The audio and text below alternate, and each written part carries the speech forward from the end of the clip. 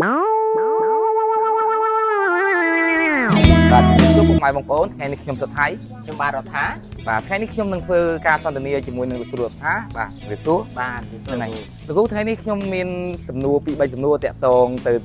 នឹងលោកគ្រូបាទលោកគ្រូសំណួរទី1តាក់ទងនឹងការមុនដែលអតិថិជនគាត់សម្រេចចិត្តទិញត្រាក់ទ័រចនឌីតើ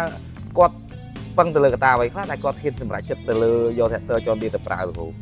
បាទហើយសំណួរទី2តាក់ទងនឹងចំណុចពិសេសរបស់ចនឌីហ្នឹងលោកគ្រូចាំជួយបង្ហាញទៅលើអតិថិជនយើងមួយចំនួនផងដែលគាត់មិនទាន់ដឹងច្បាស់ពីចំណុចពិសេសរបស់ចនឌី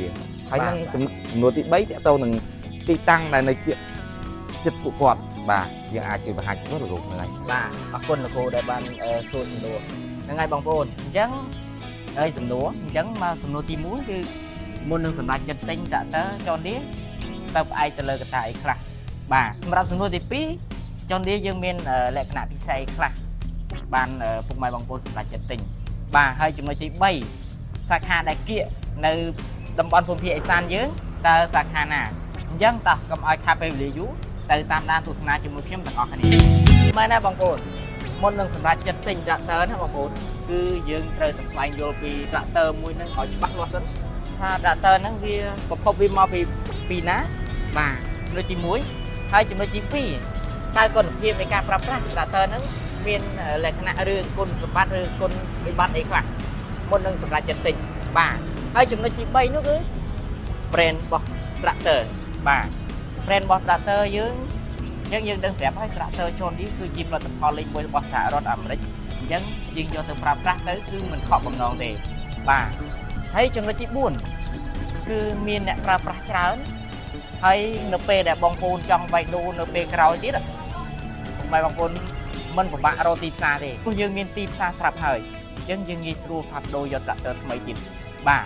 អញ្ចឹងសម្រាប់សំណួរទី1ខ្ញុំឆ្លើយប៉ុណ្ណឹងបាទហើយពាក់ព័ន្ធសំណួរទី2គឺលក្ខណៈពិសេសរបស់ tractor ចនឌីយើងណាបងប្អូនគឺពិសេសតាំងពីកង់ក៏ពិសេសដែរបងប្អូនបាទអញ្ចឹងឥឡូវយើងទៅទស្សនាចំណុចពិសេសទី1ខ្ញុំចង់និយាយតែមួយចំណុចដែលពិសេសទី1គឺពងមុខបាទអញ្ចឹងតោះបងប្អូនទៅទស្សនាពងមុខជាមួយខ្ញុំទាំងអស់គ្នាបាទសម្រាប់ចនឌីគឺយើងរចនាមកប្រភេទពងត្រង់បងប្អូនបាទអញ្ចឹងប្រភេទពងត្រង់នេះគឺមានសមត្ថភាពខ្លាំងនៅក្នុងការអូសទាញឬក៏រុញឬក៏ស្ដោងលំអគឺមានសមត្ថភាពខ្លាំងអស្ចារ្យបាទអញ្ចឹងចំណុចទី1គឺពងមុខបាទអញ្ចឹងពាក់ព័ន្ធមួយចំណុចទី2ខ្ញុំនិយាយពីម៉ាស៊ីនវិញបាទសម្រាប់ត្រាក់ទ័រចនឌី75សេចុះក្រោមគឺយើងប្រើតែ3ប៊ីស្តុងទេបងប្អូនបាទ3ប៊ីស្តុងហើយផ្ដល់នៅកម្លាំងខ្លាំង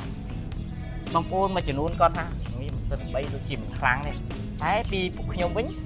គឺថាអាចទទួលយកបានហើយក៏មានការប្រាប់តទៅពីភ្ញៀវដែរថាបីតែម៉ាស៊ីនទេប៉ុន្តែកម្លាំងគឺខ្លាំងមែនទែនអាចស៊ីដាច់ម៉ាស៊ីន4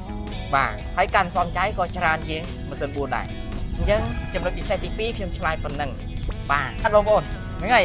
ពាក់ព័ន្ធមួយសំណួរទី3គឺពាក់ព័ន្ធជាមួយនឹងសាខាដែលចិត្តនៅតំបន់ភូមិភាគឦសានរបស់យើងសាខានោះគឺសាខាត្បូងថ្មបងប្អូនហើយគឺស្រួលចំណាំមែនទែនគឺនៅរង្វង់មូលស្ដេចកូនគឺយើងស្រួលចំណាំហើយដល់ពេលដែលយើងកលែកមើលខាងស្ដាំដៃពេលដែលយើងត្រឡប់មកពីភ្នំពេញវិញគឺយើងឃើញហើយនៅស្ដាំដៃតែម្ដងសាខារបស់ចនឌីនៅខាងខេត្តត្បូងឃ្មុំបាទអញ្ចឹងពីខ្ញុំបាទមានប៉ុណ្ណឹងជាចុងក្រោយខ្ញុំបាទសូមអរគុណសូមជម្រាបលា